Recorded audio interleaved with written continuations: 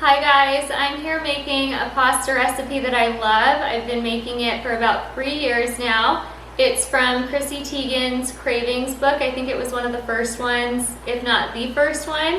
It's a Cacio e Pepe, and I love that it has a fun spin on it. It incorporates like red pepper, pancetta, arugula, and lemon juice. And I've tweaked the ingredients just slightly to fit what we like, but you can totally do anything with it that you like. And I've also added just a little bit of butter. I feel like it helps incorporate everything together and kind of meld the sauce that you're making. But I'll just show you what I do. I have all the ingredients laid out here, and I'll link or I'll comment with like the exact measurements because I don't want to go through it. That would take forever. I have the pasta water ready. The pasta's in there. It's about ready to be strained. And I have a Dutch oven heating up on medium-high heat. I try to keep it more towards medium because you're going to throw the pancetta in there and you don't want it to be too high. You don't want it to like smoke, which has happened to me before. So I would say medium heat is probably pretty safe. And I'm about ready to strain this now. You need help? Can I help? I think Andrew is wanting to help because we have the camera on. I'm a you cook. can help if you want. I'm a cook. So I'll do my cooking duties. I'm going to turn this off. So first, he's done this wrong before. So first we have to reserve 1.5 cups of pasta water, and the most important thing that you do in this dish is heavily salt the water because you're using it into the dish. You're not using any other salt other than that. And you want to reserve, the recipe calls for 1 cup. I always say 1.5 cups because sometimes it does get pretty thick and hard to stir. So I just think the more the better. So I'm going to go in here.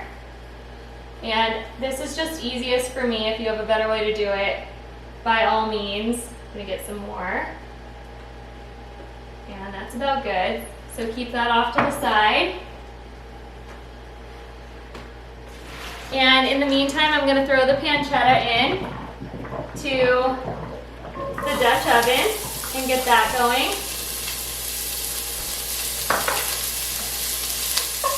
It's going to start smoking. So I'm going to turn it down a little bit. Oh my gosh. Okay. And it calls for 1/4 cup of olive oil. I again say the more the better. You want as much liquid as possible going in there. I would say it's closer to like 1/2 cup.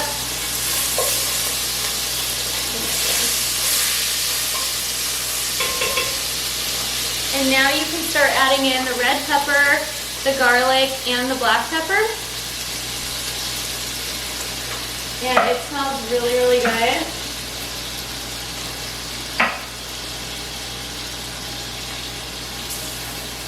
I love the garlic. And I'm just going to stir this around for about 5 minutes. If it's hot enough, I would say 5. The recipe calls for about 7 to 9, but you can just judge it when it's golden brown. I'm ready to go.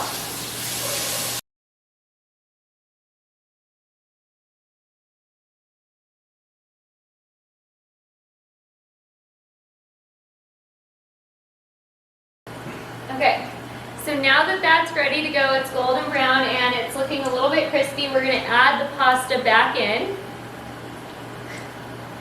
And you want to help again. And while you do that, I'm going to get the lemon juice, and you want to add that all in on top. And then stir it around a little bit.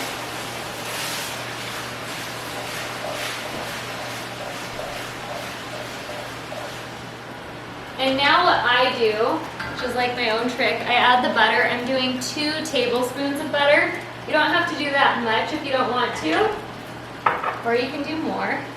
But I think it really helps kind of get everything going. And make sure that's all incorporated. And then I'm going to start adding in the cheese. And I'm going to have you help me with the pasta water because it's just easier. Don't overdo it this time. But I'm going to do a good amount of freshly grated Parmesan. And he's going to start incorporating a little bit of pasta water as I stir. So go ahead. And with this, I really think the more the better. If it ever gets too watery, you just keep it on longer. And I'm also going to turn the heat down just a little bit to like low to medium in between. And it's looking pretty good. I'm going to do some more cheese. You can do a lot of water. So I think that's about the right consistency we've got going. I'll do a little bit more cheese. And now I'm going to grab the arugula. This is about 2 to 3 cups of arugula, and it's hidden in this dish really, really well. So what I like to do is I actually kill the heat because it's hot enough, and I start incorporating it, and it just wilts down to almost nothing. And if you have someone that you're cooking for, or if you yourself doesn't really like veggies or greens, it's a really good way to kind of sneak them in, like you, right? Well, it tastes good in this. Yeah, Do I put love this in? this. I think we're good on that, don't you think? You know better than me. I don't know. I think it, like, if you look at the consistency, don't you think it's pretty? Yeah. Ready And what's to crazy go. is like, it looks like a lot of arugula, but then when you're done, it really does wilt down a ton.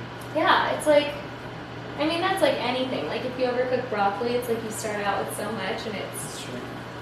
wilts to nothing. But Not that I cook it, but I think the arugula really gives it a peppery flavor, and it really helps, I don't know, add something to the dish. It's not just like pasta and pancetta. It gives a little bit of brightness, right?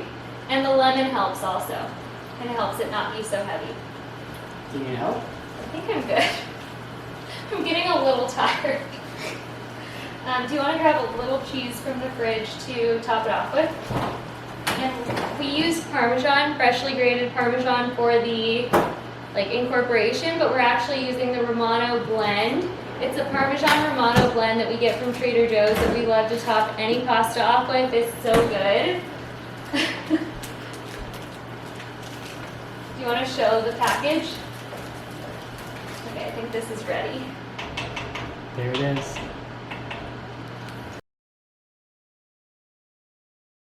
So the first time I made this dish, I actually didn't do enough pasta water, and it was like way too, do you remember that? It was really clumpy, and it had like, Oh, yeah. it didn't really form the way it should have, but I feel like this worked really well. I've done it many times since then, and I think the trick is pasta water and really incorporating quite a bit of it, and I do think the butter at least helps me do it. I think that's good. And so just for garnish, I'm going to do some more red pepper flakes. I'm using the real ones Cheese to first? incorporate. Yeah, whatever you want.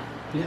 To incorporate, I used like the finely ground ones just because I like it better, but I feel like this looks nice as a garnish. Is that too spicy for you? I'm good. Here. You can put the cheese. I don't know how much you want. It's good. Thank you. And then just some fresh ground black pepper on top.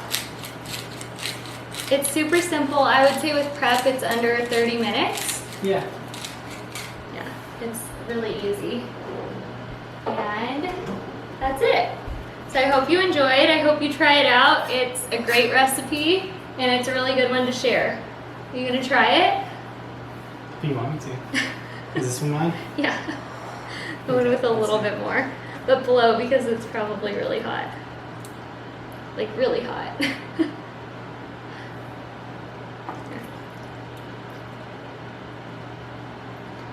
That's really good. What are your real thoughts? No, Like- seriously, that was really good. I mean, plenty spicy for sure, but it's good for me. We like spice. But if you don't, you can totally cut down on the red pepper, or you can take it out altogether and it would still be delicious. So hope you enjoy. Thanks for watching. Bye. Bye.